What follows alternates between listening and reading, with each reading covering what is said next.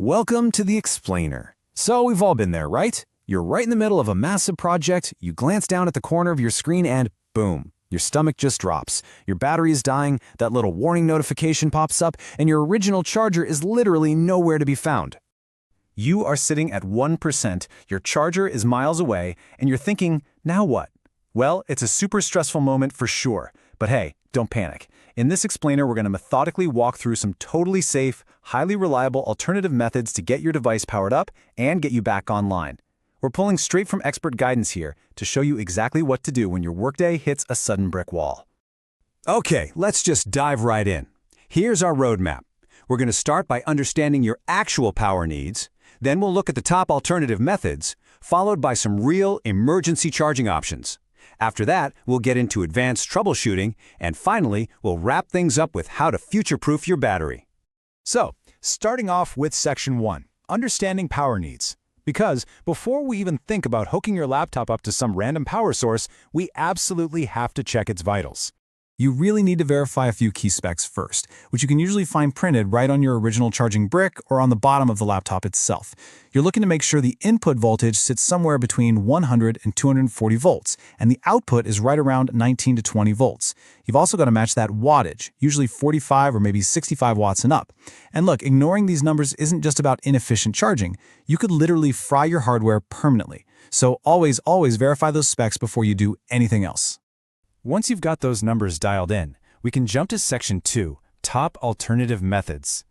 Let's look at the absolute fastest and most reliable ways to pump life back into your machine. Right now, the absolute gold standard here is USB-C.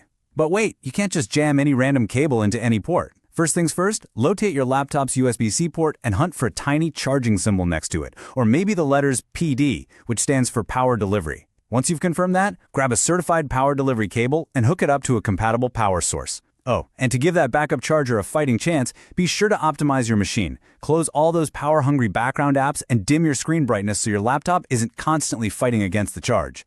Now, what if there's no wall outlet around? A power bank can totally be your best friend. But keep in mind, laptops are incredibly thirsty devices. You've got to start with a fully charged bank, set it on a cool flat surface, and plug into its highest-rated USB-C port. And here's the massive mistake a lot of people make: plugging in their phone at the exact same time. Don't do it. Give your laptop all the juice.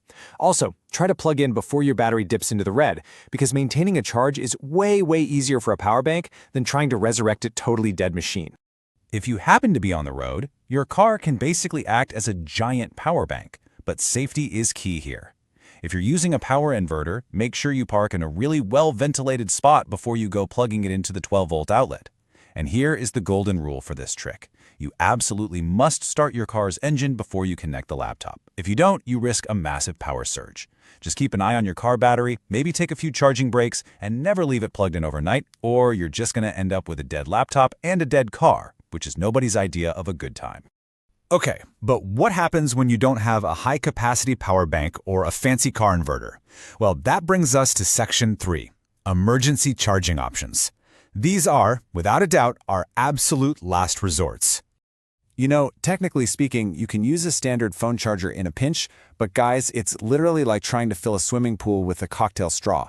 Dedicated USB-C power delivery for laptops is super robust, pushing 65 watts or more. A standard phone charger, it's going to be painfully, agonizingly slow. We are talking about a tiny trickle of power. You're going to need to monitor your battery super closely and watch out for overheating, because that little phone brick is going to be sweating trying to feed a whole laptop. You've got to be incredibly patient with this one. Another solid emergency measure is a universal adapter. If you actually manage to track down one of those multi-tip chargers, your safety sequencing is everything. First up, verify that the voltage settings match your laptop perfectly. Think back to those vital numbers we talked about earlier. Next, pick the right connector tip. But here's the absolute most critical part. Plug that adapter into the wall outlet first, and then attach it to your laptop second. Doing it in that order protects your computer from any initial electrical spikes. And again, keep a close eye on the power brick. If it gets too hot to touch, unplug it right away. All right, let's shift gears for a second. What if you have the right charger, but your laptop still just refuses to take power? Welcome to Section 4, Advanced Troubleshooting Steps. It is time to do some digital surgery. If it's not charging, you might actually be looking at a software glitch or a degrading health issue. If you're on a Windows machine, there's actually a pretty brilliant little command line tool for this.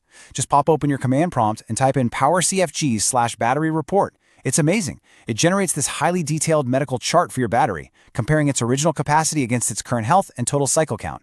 It essentially tells you right then and there if the hardware itself has just given up the ghost and needs replacing. Now, sometimes the problem lives a little deeper, right in the BIOS, which is basically the foundational code of your hardware. Updating it can squash some really stubborn bugs, but you've got to tread carefully here. Always back up your important data first and make sure you only download updates directly from your manufacturer's official website. Follow their instructions to the letter, and please remember the absolute golden rule of IT. Never, ever interrupt a BIOS update once it starts. Let it do its thing completely, and then you can check if your charging issue is fixed. Okay, so if the software checks out fine, we have to inspect the physical hardware. Give your laptop a once-over for these classic telltale signs of failure. Check the charging port itself for physical damage. Do you see any misaligned or bent pins in there? Is the connection feeling super loose and wobbly when you plug a cable in? You also want to look out for indicators of overheating, or honestly, the most dangerous sign of the bunch, battery swelling. If your laptop chassis is bulging even a little bit, or if your trackpad is suddenly popping up, stop using it immediately. That means you've got a swollen battery on your hands, and it's a major safety hazard that requires a professional to replace it. Now, assuming your hardware is still healthy, we obviously want to keep it that way. Let's move into our final section, future-proofing your battery. This is all about preventative care, folks. The absolute golden rule of modern battery maintenance really boils down to just two numbers, 20 and 80. You want to try your hardest to keep your laptop's charge right within that window. Try to avoid leaving it constantly plugged in at 100%, and at the same time, try not to let it completely die on you. Staying right in that 20 to 80% sweet spot dramatically reduces degradation over time. It basically ensures that when you do get caught without a charger, your laptop actually holds the charge you desperately need. Let's zoom out a bit and see how all this builds into the broader tech ecosystem. We're currently seeing this massive industry-wide shift toward universal standards like USB-C power delivery and GaN, or gallium nitride technology. GaN is amazing. It allows manufacturers to build these high-wattage chargers that are shockingly tiny and run super cool. Pretty soon, a single, really well-made GaN charger could safely power your entire setup. We're talking your phone, your tablet, and your laptop, all from one brick. Which really leads us to one final thought here. With universal USB-C and high wattage power delivery rapidly becoming the norm, are those heavy, clunky proprietary laptop chargers, the ones with those unique barrel plugs that you can literally never find a replacement for, are they destined for the tech graveyard? Honestly, it kind of seems that way.